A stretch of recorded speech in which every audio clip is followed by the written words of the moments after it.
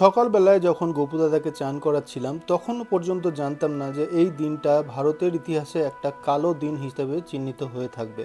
জম্মু কাশ্মীরের পেহেলগাম অঞ্চলে নৃশংস সন্ত্রাসী হামলায় আমরা সকলেই মর্মাহত। যারা এই ঘটনায় প্রাণ হারালেন তাদের পরিবারের প্রতি আমাদের আন্তরিক সমবেদনা এবং যারা আহত হয়েছেন তাদের দ্রুত আরোগ্য কামনা করছি। আর ভগবানের কাছে এই কামনাই করি যে যারা এই সমস্ত ঘটনা ঘটাচ্ছে তাদের যেন উচিত সাজা হয়। তো দিনটা শুরু হয়েছিল নর্মালভাবেই, যে আজকে আবার অফিস আমাকে যেতে হতো, সেই জন্য সমস্ত কিছু গুছিয়ে নিয়ে অফিসে উদ্দেশ্যে রওনা হয়ে গিয়েছিলাম। আর অফিসে যাওয়ার পরে ব্রেকফাস্টে গরম গরম ছোলা ভটোরা আর এদিকে একটু পোহা নিয়ে নিয়েছিলাম।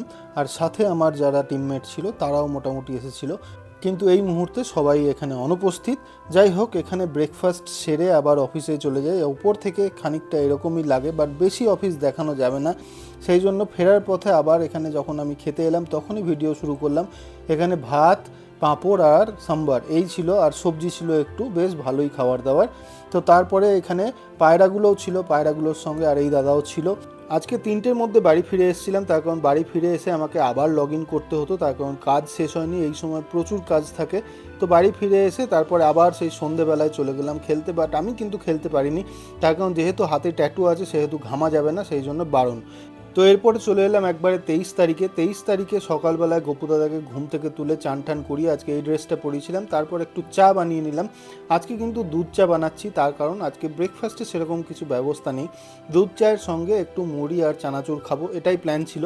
আর সাথে এখানে ডিমটা সেদ্ধ বসিয়ে দিলাম, যে দুপুরের খাবারে ডিমের ঝোল বানাবো। এইটা থাকবে কিন্তু পরের দিনের ব্লগে, তার কারণ বেশ ইন্টারেস্টিং বানিয়েছিলাম, তো নেক্সট ব্লগের জন্য ওয়েট করতে হবে। তো এখানে ডিমটা বানিয়ে দিয়ে আমি এখানে মুড়িটা মেখে নিলাম, বেশি কিছু না, মুড়ি আর চানাচুর এইটুকুই। আর তার সাথে চাটা মোটামুটি রেডি হয়ে গিয়েছিল একটু দুধ দিয়ে। আমি কিন্তু সবসময় এরম করে আমুল দুধটা গুলে তারপরে দিই, কারণ আমুল দুধটা ডাইরেক্ট যদি জলে দাও তাহলে কিন্তু একটু দানা দানা থেকে যায়। তো তোমরা কে কে এই পদ্ধতি অনুসরণ করো অবশ্যই কমেন্ট করে জানাতে ভুলো না।